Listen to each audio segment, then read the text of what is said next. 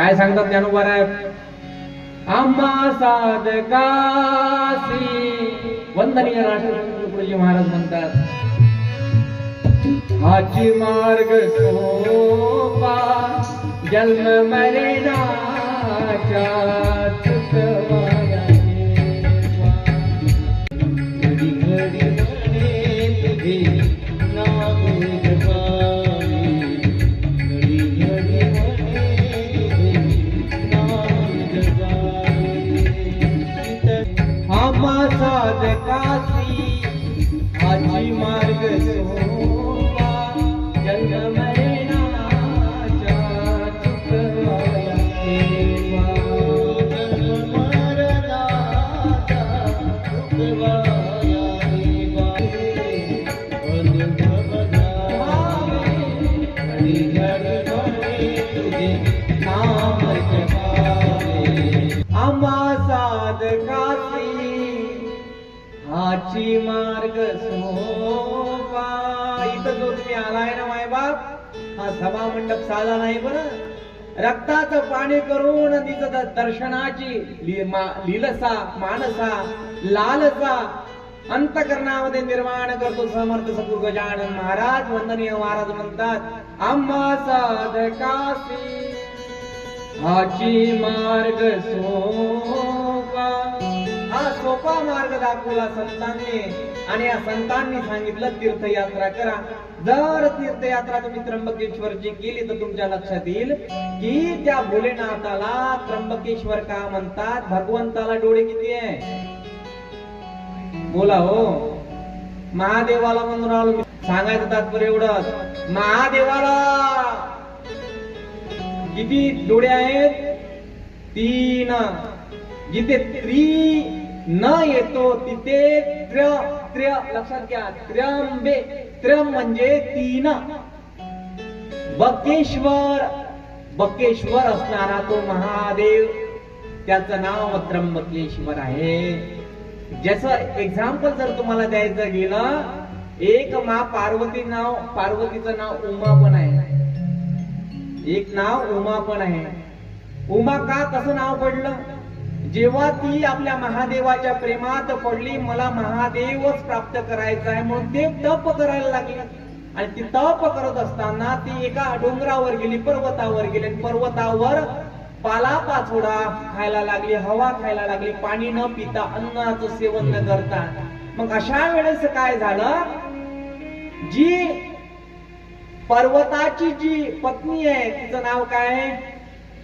मैना राणी. शिवमहापुराण ऐकलं ना तुम्ही? मैना ही पार्वत राजाची म्हणजे गिरिजाची पुत्री आहे, पत्नी आहे. आणि पुत्री पार्वती पर्वताची मुलगी म्हणजे पार्वती. जेव्हा ती तप करायला जाते तेव्हा स्वतःच्या मुलीची आठवण तिच्या आईला येते. तेव्हा ती पाहायला जेव्हा जाते तेव्हा ती काय झालेली असते, तब्येतनं अशक्तपणा निर्माण झालेला होता. आणि अशक्तपणा निर्माण झाल्यामुळे हातपाय लहान लहान झाले. आणि अशा अवस्थेमध्ये मैना राणीनं आपल्या स्वतःच्या मुलीला पाहावं आणि तोंडातून शब्द कळावे, ओमा. हे काय झालं? ओमा नाव पडलं. उमा नाव काय पडलं?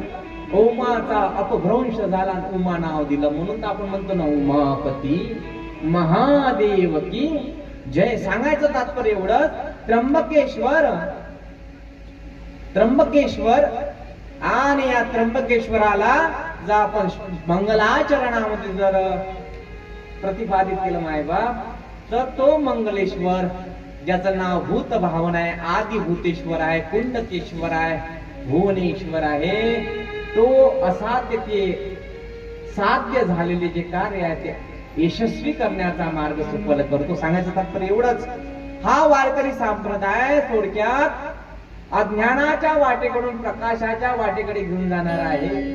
म्हणून हा दिव्यही आहे आणि भव्यही आहे.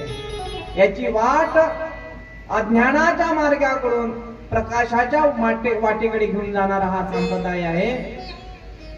या संप्रदायाचं उत्तर कोणताही संप्रदाय देऊ शकत नाही. शाब्दिक ठोकून सांगतो, प्रमाण देऊन सांगतो, प्रमाणाशिवाय बोलणार नाही.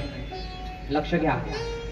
सांगायचं तात्विक अर्थ, एकेकाळी या इतिहासामध्ये जर आपण पाहिलं तर लक्षात येईल एकेकाळी मुघलांचं राजवट या क्षेत्रावर होती, या भारत भूमीवर. इतिहास करू, इतिहास सांगत या राज्यामध्ये ज्याप्रमाणे पावसाळ्यामध्ये असंख्य प्रकारचे गांडूळ निर्माण होतात, तसेच या भारत भूमीमध्ये असंख्य प्रकारचे संप्रदाय आणि पंथ निर्माण झाले. लक्षात मी काय बोलून राहिलो, ज्याप्रमाणे पावसाळ्यामध्ये असंख्य प्रकारचे गांडूळ निर्माण होतात, त्याच प्रकारचे गांडूळ संप्रदायामध्ये वारकरी संप्रदाय असताना असंख्य प्रकारचे विविध प्रकारचे संप्रदाय, विविध प्रकारचे पंथ, गट, विभाग पडायला लागले. पण गांडूळ कुठपर्यंत राहतील, तर पावसाळा संपेपर्यंत. जे जगाला पुण्याचं लेबल घेऊन आले, आम्ही पुण्य वाटायला आलो, पुण्य मिळवायला आलो असं लेबल त्यांनी लावलं, पण त्या पुण्याच्या पाठीमागे वाटचाल केली होती ती पापाची. पाप विकत होते आणि पुण्याचं लेबल लावत होते. असे जे गांडूळ पंथ आहे ते पावसाळा संपता संपता लयास गेले. पण जगाच्या पाठीवर असाध्य ते रोग साध्य करणारा वारकरी वैष्णव धर्म अजूनही प्रारित झाला. शतकानुशतक झाले मायबाप, आजही वारकरी संप्रदाय नित्य आहे, अनितीत आहे, नूतन आहे आणि हा प्रत्येक दिवस आनंद देणारा असा वारकरी संप्रदाय. आणि या वारकरी संप्रदायाचा वैभव शिखरावर शोभवंत दिसणारा एक ज्ञानोबा तुकोबा असं दोन भिन्न आहे. एक मंदिराचा कळस आहे आणि ध्वजाच्या स्वरूपामध्ये माझी ज्ञानोबा आहे. एकदा जोरानं म्हणता आलं पाहिजे, मुखातून नाव निघालं पाहिजे, ज्ञानेश्वर महाराज की, जगद्गुरु तुकाराम महाराज की. एकदा भजन करू आणि मंगलाचरणाला सुरुवात करू. श्री ज्ञानदेव श्री तुकाराम, श्री ज्ञानदेव श्री तुकाराम. बोला श्री ज्ञानदेव श्री तुकाराम,